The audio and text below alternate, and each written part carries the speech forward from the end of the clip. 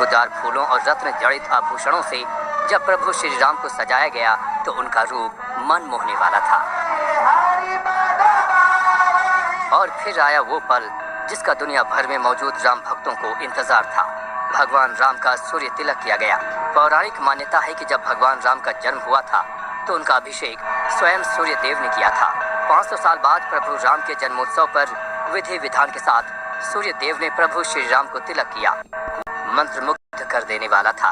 जिसने भी दीन दयाला कृपाला के उस रूप को देखा तो सिर्फ देखता ही रह गया। भगवान राम ऊर्जा, भगवान राम आस्था, भगवान राम तपस्या, भगवान राम संघर्ष है, भगवान राम सत्य है, भगवान राम कण कण में है। मतलब हमें जिसने तारीख पढ़ी है तो इस किस्म की चीजों की सपोर्ट तो कहीं ना कहीं से आती है। पाकिस्तान तो सपोर्ट नहीं कर रहा। पाकिस्तान तो कर ही नहीं सकता, सवाल ही पैदा नहीं होता। एग्री करूंगा। फ्रीडम ऑफ स्पीच के हवाले से दूसरी साइड के बयान आते हैं, जी फ्रीडम ऑफ स्पीच है। कौन सी फ्रीडम ऑफ स्पीच है जब तक कंट्रोल नहीं है?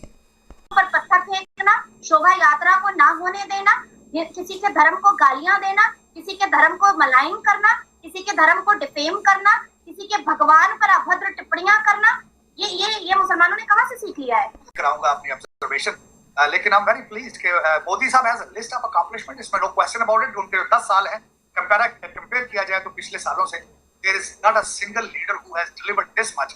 अब मैं कई दफा कोशिश, पाकिस्तान नमक पैदा करने वाला दूसरा बड़ा मुल्क है, लेकिन ये हम भूल जाते हैं कि नमक हराम पैदा करने वाला पहला बड़ा मुल्क है। बहुत सारे आपके जर्नलिस्ट हैं, बहुत सारे आपके पॉलिटिशियंस हैं, बार बार जब राम मंदिर की बात आती है, जब बाबरी मस्जिद की बात आती है, तो हर बारी कश्मीर, हर बारी भारत को, हर बारी इंडिया को टारगेट किया जाता है।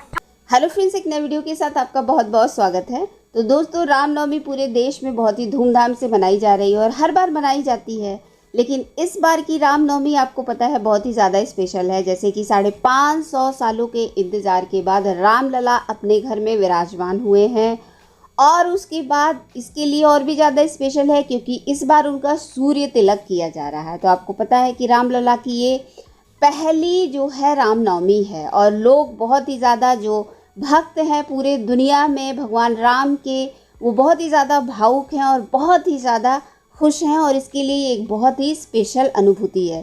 जैसे कि बता दें कि सूर्य की किरणों को समन्वित करके उपकरणों के माध्यम से रामलला के ललाट तक पहुंचाया गया और 75 मिलीमीटर लंबे तिलक के रूप में उसे चिन्हित और बिंबित किया गया। तो आपको पता है कि ये वैज्ञानिकों का और टेक्नोलॉजी का एक बहुत ही बेजोड़ नमूना जो है भगवान राम जी के माथे तक भी पहुंचाया गया। इसी के साथ बताया आपको कि जो मंगला आरती है वो बहुत ही ज़्यादा स्पेशल थी। मंगला आरती से शुरुआत हुई और भक्त के अंदर आपने देखा होगा कि कितना ज़्यादा उल्लास था।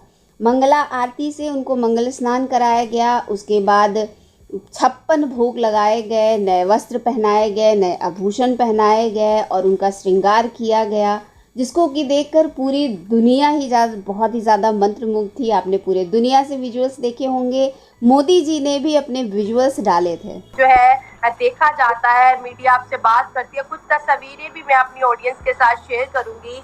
ये कल के त्यौहार की है जहाँ पे नाज़िर अली खान ने न सिर्फ रामनवमी मनाई बल्कि पूजा भी की। तो कैसा एक्सपीरियंस रहता है और बार बार कौन सी चीज़ है जो आपको मंदिर खींचे चली ले जाती है? देखिए, सबसे पहले तो मैं बता दूं आपको कि भगवान राम ऊर्जा है, भगवान राम आस्था, भगवान राम तपस्या, भगवान राम संघर्ष है, भगवान राम सत्य है, भगवान राम कण कण में, भगवान राम मन मन में। अब मैं आपको बताना चाहूंगी कि मैंने आपके साथ ही चांद रात वाले दिन एक सेशन किया था और मैं नाखुदा मस्जिद जा करके नमाज पढ़ना चाहती थी, ईद की नमाज। दरवाजा बंद कर दिया गया और मुझे धमकियों पे धमकियां और धमकियों पे धमकियां और धमकियां तो बलात्कार की भी आई हैं मुझे। सच में? जी हाँ, सच में। उसका एक नमूना मैं आपको सुना देती हूँ। मैं कहती थी ना कि मुसलमान 3 औजार लेकर के घूमते हैं, तो आप काफी हंस दी थी, तो उसमें से एक औजार सुना देती हूँ।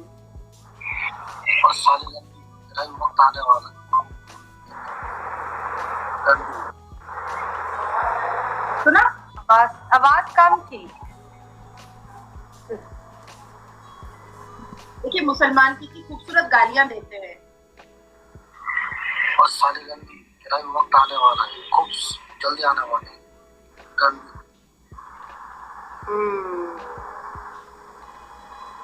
ठीक है, बहुत बुरी बात।